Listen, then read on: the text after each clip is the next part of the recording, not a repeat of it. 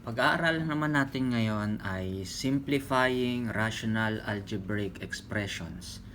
So, sa pag-simplify ng rational algebraic expressions, hahanapin mo yung common factor ng numerator at denominator.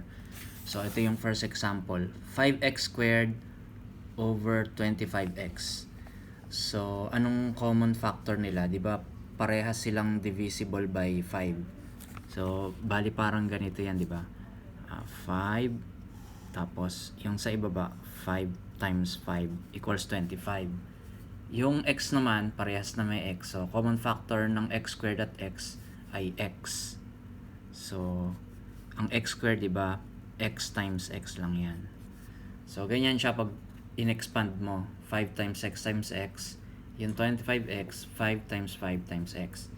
So, pag na-expand mo na, ika-cancel mo na lang yung magkakaparehong factor, yung common factor. So, parehas na 5, i-cancel mo. Tapos, x, cancel mo. Tapos, isusulat mo na lang yung natitira. Ano natira sa numerator? Itong isang x. X. Sa denominator naman, may natirang 5. So, ito ang sagot. Ito ang simplified form ng 5x squared over 25x. X over 5. So, next naman, number 2, mas mahirap na. X plus 3 over x squared plus 12x plus 27. So, paano naman yan? I-factor mo rin siya. So, dito mo na i-apply yung pinag-aralan natin na factoring trinomial, di ba? Trinomial to nasa baba. So, titingnan natin kung ano factor niyan. Di ba yung pinag-aralan natin, kapag 1 yung coefficient ng first term, ang gagawin mo, hahanapin mo muna yung factor ng last term, which is 27. Sige, sulat muna natin ulit. X squared plus 12x plus 27. So, ano ba ang factor ng 27? 1 times 27, 3 times 9. So, ayan, di ba? Ngayon, yung factor nun, dapat pag pinag-add mo, kaparehas nung middle term, di ba? Yung pinag-aralan natin. So, 1 plus 27, 28 yan. So, hindi yan. 3 plus 9, 12. So, ito yung kukuhanin mo, yung 3, tsaka yung 9. Dalawang binomial yan. Dalawang parentheses. Lalagay mo x sa umpisa. Tapos, ito kukuhanin mo 3. Plus 3, 9. Plus 9. So, yan na yung factor nitong x squared plus 12x plus 27. So, sulat natin ulit itong expression na to. X plus 3 over, x plus 3 times x plus 9. Yan. So, may magkapareho din, di ba? X plus 3 sa taas, x plus 3 sa baba, common factor yan. So, parang ganito din sa umpisa. Kakancel mo yung pareho sa taas at sa baba. Kasi pag pinag-divide mo, equals 1 lang yan, di ba? So, cancel mo tong buong to, tsaka ito, kasi parehas lang yan. So, mawawala na yan. Ang matitira sa ibaba ay x plus 9. Sa taas, wala na. So, 1 na lang yung matitira sa taas, di ba? So, ang sagot niyan ay 1 over x plus 9. So, ayan ang simplified form ng x plus 3 over x squared plus 12x plus 27. So, ito naman ang third question natin. Napakahirap na. Dalawang trinomial. So, x squared plus 10x plus 24 over x cubed minus x squared minus 20x. So, gagamitin natin yan na pag-aralan natin sa pag-factor ng trinomial. So, yung numerator muna, ifa-factor natin. Sulat ko lang uli. X squared plus 10x plus 24. So, di ba kapag ang numerator, yung coefficient ng first term ay 1, anong gagawin natin? Hanapin natin yung product ng last term, ng 24. Tapos, yung pair ng factor ng 24, dapat kapag pinag-add mo, equal siya sa middle term, sa 10. So, ano ba mga factor nito, ng 24? 1 times 24, di ba? Pag pinag-add mo yan, 25. So, mali, hindi siya 10. 2 times 12. Pinag-add mo, 14. So, mali din. 3 times 8, pag pinag-add mo ay 11, mali din.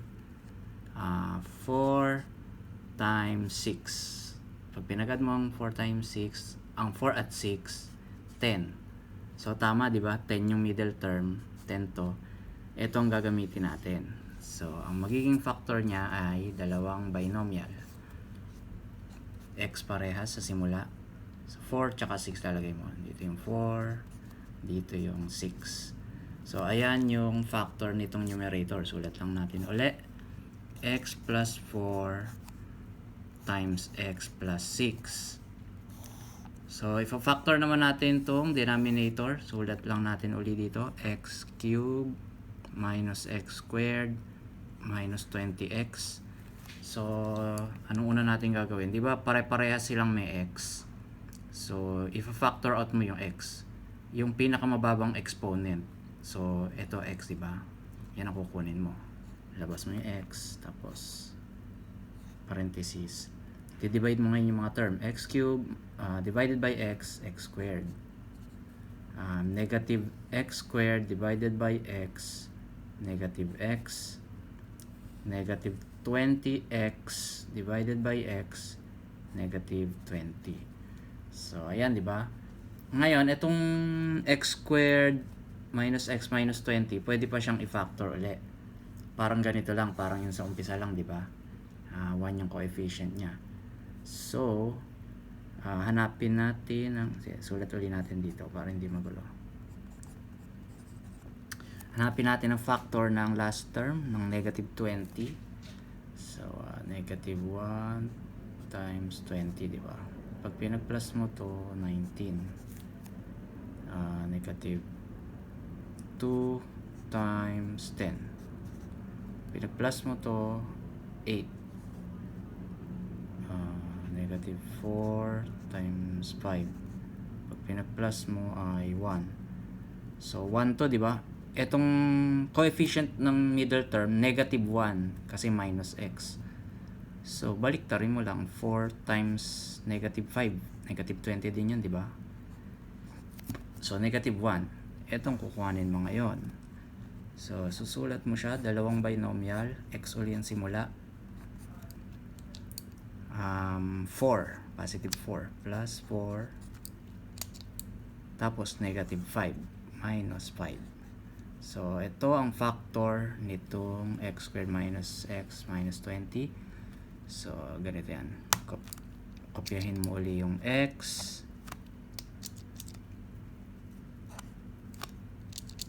Ayun, sumulat. So ito, x plus 4 times x minus 5 ang factor ng x squared minus x minus 20. So isusulat natin. Sulat natin ulit itong x. Tapos sulat natin